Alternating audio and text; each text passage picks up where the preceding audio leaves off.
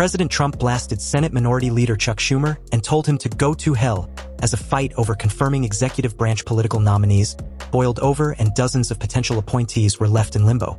Trump had wanted the Senate to stay in session and clear up the backlog of presidential appointees, but a deal between Republicans and Democrats to push through the nominees fell apart. Senators went home for their August recess without confirming a slate of Trump's nominees, leaving the president fuming. Senator Cryin Chuck Schumer is demanding over $1 billion in order to approve a small number of our highly qualified nominees who should right now be helping to run our country, the president fumed on Truth Social. This demand is egregious and unprecedented, and would be embarrassing to the Republican Party if it were accepted. It is political extortion by any other name. Tell Schumer, who is under tremendous political pressure from within his own party, the Radical Left Lunatics, to go to hell. Many Republicans had been hoping to get just over 130 nominees from the backlog confirmed before the August recess. Many of these types of civilian nominees breeze through the Senate via voice vote or unanimous confirmation. But Democrats took advantage of Senate rules to significantly delay confirmation of those picks. Senate Majority Leader John Thune, Republican South Dakota, groused that no other president in recent history has faced so much obstruction. Thune negotiated with Schumer, Democrat New York, on a deal to bundle up Trump's picks to allow voting for them in bulk.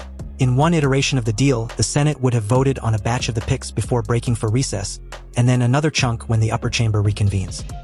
But it appears that Democrats wanted guarantees from Trump that he would unfreeze some of the funding his administration had cut off for foreign aid and the National Institute of Health. Do not accept the offer, go home and explain to your constituents what bad people the Democrats are, and what a great job the Republicans are doing and have done for our country. Have a great recess and make America great again, Trump added. Senators had been getting antsy, and tensions were high as the standoff had begun cutting into the August recess. Thune agreed to allow the typical pro forma sessions to continue, a process by which the Senate holds ceremonial sessions to prevent presidential recess appointments, which would allow Trump's picks to get through without Senate approval. Some Republicans flirted with the idea and with the possibility of going nuclear and rolling back the rules that enable Democrats to hold up the nominees. However, it is unclear if the GOP has a majority for that, as many moderate Republicans want to preserve Senate norms so they can block Democratic picks when the Republicans are in the minority again. There were several different times where I think either or both sides maybe thought there was a deal in the end, Thune said of negotiations with Schumer, noting there were a lot of different ideas floated. Let me clear what happened.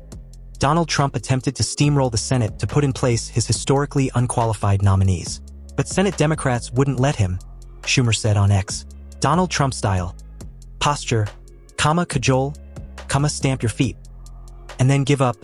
The top Senate Democrat later gloated on X afterwards.